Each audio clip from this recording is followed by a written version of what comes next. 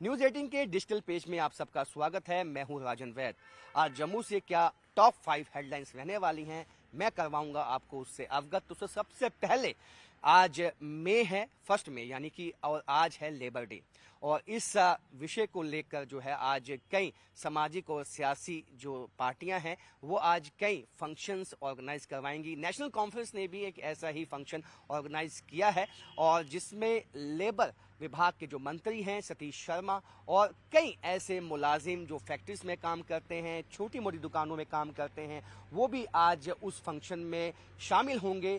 वो अपनी मुश्किलातों से, अपने जो इश्यूज हैं उससे अवगत करवाएंगे और देखना होगा क्या कुछ सरकार की तरफ से उनको वादा किया जाता है, एश्योरेंस दिया जाता है कि जो उनकी मुश्किलातें हैं, जो वो एक्ट चाहते हैं यहाँ लागू होने चाहिए, लेबर एक्ट्स, उनके लिए सरकार क्या कोशिशें करने वाली है, ये हम जानेंगे आज।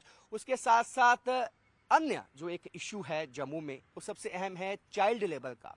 चाइल्ड लेबर के लिए आज हुकूमत ने पिछले कुछ महीनों में कई कदम तो उठाए हैं जिससे कि चाइल्ड लेबर को ख़त्म किया जा सके, लेकिन इसे मुकम्मल तौर पे ख़त्म नहीं किया जा सका है। उसके पीछे कई वजूहात हैं।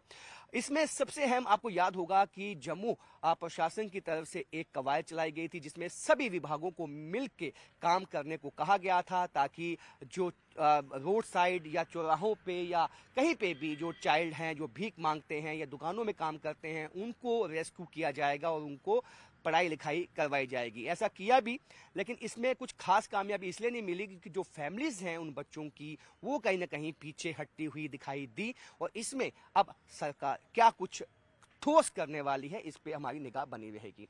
उसके साथ साथ आप जानते हैं कि पीएम मोदी की तरफ से अब हरी झंडी दिखा दी गई है कास्ट सेंसस को, जो एक अहम मुद्दा था। लेकिन इसमें अब सबसे अहम बात क्या हो गई है कि बीजेपी और कांग्रेस पार्टी दोनों ही इसका क्रेडिट लेने में लग चुकी हैं।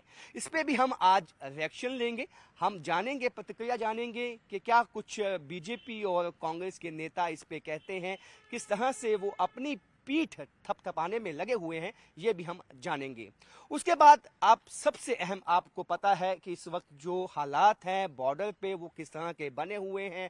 पाकिस्तान में खौफ है, पाकिस्तान की सेना में खौफ है, जिसके चलते एलओसी के कई फ्रंट्स पे पाकिस्तान की तरफ से अनप्रवोक्ड जो गोलियां हैं, फायरिंग है, वो की गई है। किस तरह से उसका जवाब हिंदुस्तानी सेना दे रही है, किस तरह से पाकिस्तान को मुंह तोड़ जवाब दिया गया है, इस पे भी निगाह बनी रहेगी। इसमें भी हमारे जितने भी जिला, जो खासकर सीमावर्ती इलाके या बॉर्डर के इलाके के जो हमारे रिपोर्टर्स हैं, वो अपनी रिपोर्ट्स जो हैं वो भेजेंगे। उस पर भी निगाह बनी रहेगी कि इस वक्त जो हालात, जो इस वक्त खटास आ चुकी है पाकिस्तान और हिंदुस्तान के रिश्तों में, उसका इम्पैक्ट बॉर्डर्स पे क्या हुआ है, ये हम जानेंगे। उसके साथ साथ आरसपुरा का इलाका है, आप जानते हैं इंटरनेशनल बॉर्डर का इलाका है। हालांकि अब इस वक्त जम्मू रीजन में, चाहे वो आईबी का इलाका हो, एलओसी का इलाका हो, उसके आसपास के इलाकों में जो लोग हैं अपने बंकरों की सफाई जो है उन्होंने शुरू कर दी है, क्योंकि लोगों को इस तरह का अंदेशा है कि भारत और पाकिस्तान में कोई मिलिट्री